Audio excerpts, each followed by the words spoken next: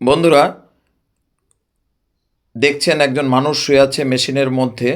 এখানে পরীক্ষা চলছে। অর্থাৎ মানুষ যখন মাথায় কোনো আঘাত লাগে বা বিভিন্নভাবে যখন হার্ট অ্যাটাক হয়, হার্ট স্ট্রোক হয়, তখন কিন্তু এই মেশিনটা আর পরীক্ষা খুবই জরুরি হয়ে পড়ে। তা হলো সিটি স্ক্যান। তো সিটি স্ক্যান বন্ধুরা অনেক ব্যয়বহুল, দেখা যায় সবার পক্ষে করাও সম্ভব হয় না।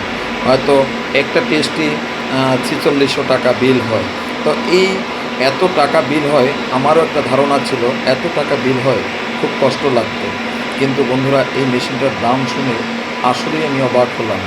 সর্বনিম্ন এই মেশিনটার প্রাইস হলো ২ কোটি টাকা।